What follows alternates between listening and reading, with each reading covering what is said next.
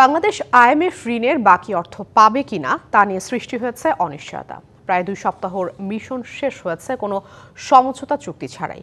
দুপুরে বাংলাদেশ ব্যাংকের প্রধান কার্যালয়ে আইএমএফ আয়োজিত ব্রিফিংয়ে মিশন চিফ ক্রিস পেপারজিও জানিয়েছেন আলোচনার দ্বার উন্মুক্ত আছে। ওয়াশিংটন ডিসিতে স্প্রিং মিটিংয়ের পর ঋণের চতুর্থ ও পঞ্চম কিস্তির বিষয়ে সিদ্ধান্ত জানা যাবে। বৈদেশিক মুদ্রার রিজার্ভ সংকটে 2022 সালে আইএমএফের দ্বারস্থ হয় তৎকালীন সরকার।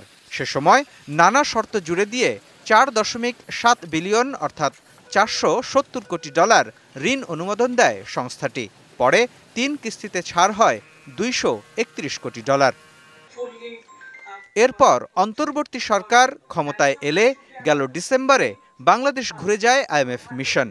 সে সময় ডলারের বাজার ভিত্তিক বিনিময় হার না করা, 36,000 কোটি টাকার বাড়তি রাজস্ব আদায় করতে না পারা এবং ভর্তুকি কমানোর প্রশ্নে অসন্তোষ প্রকাশ করে মিশন অর্থ ছাড় নিয়ে।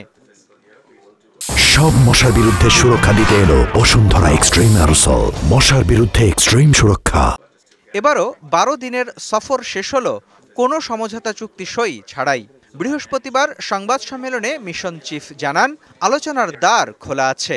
কিস্তির অর্থ ছাড় পাওয়ার বিষয়ে সিদ্ধান্ত হবে ওয়াশিংটন ডিসিতে বসন্তকালীন বৈঠকের পর। স্টাফ লেভেলের এই আলোচনা ওয়াশিংটন ডিসিতে চলমান থাকবে। আমরা তৃতীয় এবং চতুর্থ রিভিউয়ের একটা সমাধানে আসতে চাই। এই কঠিন সময়ে আমরা বাংলাদেশ ও এর জনগণের প্রতি আমাদের কমিটমেন্ট রাখতে চাই। এ সময় ঋণের শর্ত হিসেবে বাংলাদেশের রাজস্ব আহরণ পরিস্থিতিতে আইএমএফ সন্তুষ্ট নয় বলেও জানানো হয়। আশ্বস্ত করা হয় সব ঠিকঠাক থাকলে জুন নাগাদ মিলতে পারে বাকি অর্থ।